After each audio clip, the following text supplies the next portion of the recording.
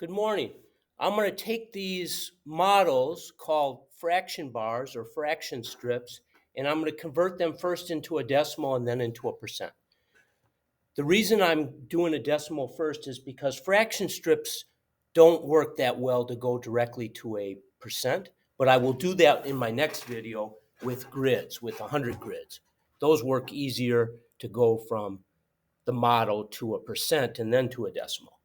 So right here we have 0, 1, 2 parts. So I'm going to write this denominator as 2. And we have 0 parts shaded. Okay. So 0 divided by 2 goes in 0 times.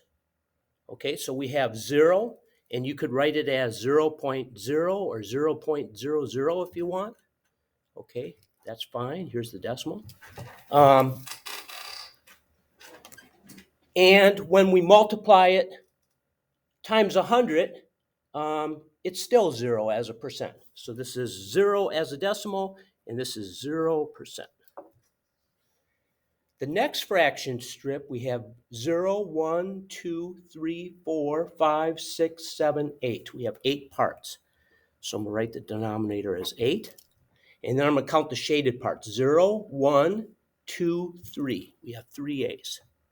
So I'm going to take 3 and divide by 8. 8 goes into 3 0 times. I could write a 0 here if I wanted. So I'm going to put a 0 behind the 3 so that 8 can go into 30. And 8 goes into 30 3 times. 3 times 8 is 24. And there is 6 left over. And then 8 goes into 60 7 times.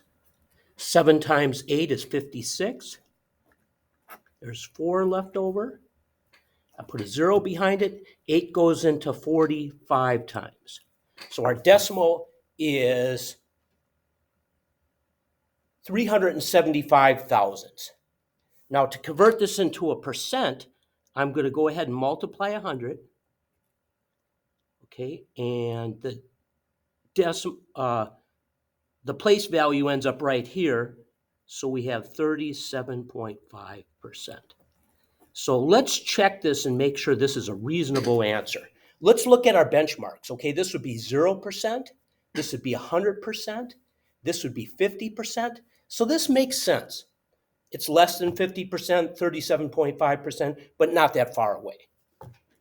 In fact, exactly 12.5% away. All right, let's go to another one. For this fraction bar, we have 0, 1, 2, 3, 4 places. So I'm going to write the denominator as 4. And we have 0, 1, 2 shaded. Okay, so we're going to go ahead and take 2, and we're going to divide it by 4. We're going to put our decimal here. It goes in 0 times to 2, so we're going to put a 0 there. And it goes in 5 times to 20. 5 times 4 is 20, and we have 0 left over.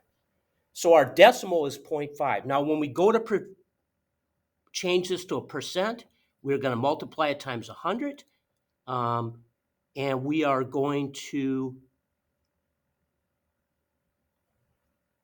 pretend now the decimal is here on the percent, and it is 50%.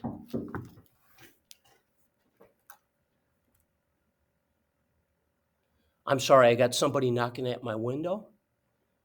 So,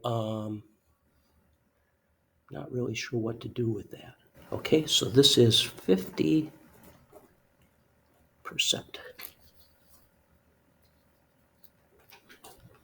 All right, this one right here is 0, 1, 2, 3. So we have a denominator of 3, and we have 0, 1, 2 parts.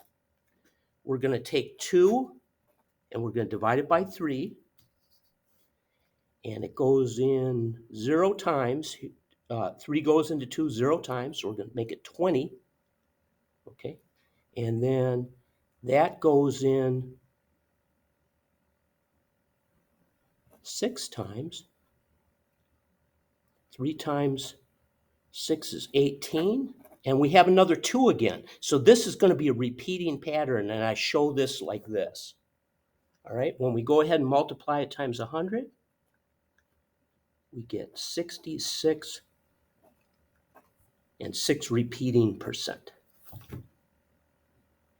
Okay, I got one more for you. Let me grab one more piece of paper.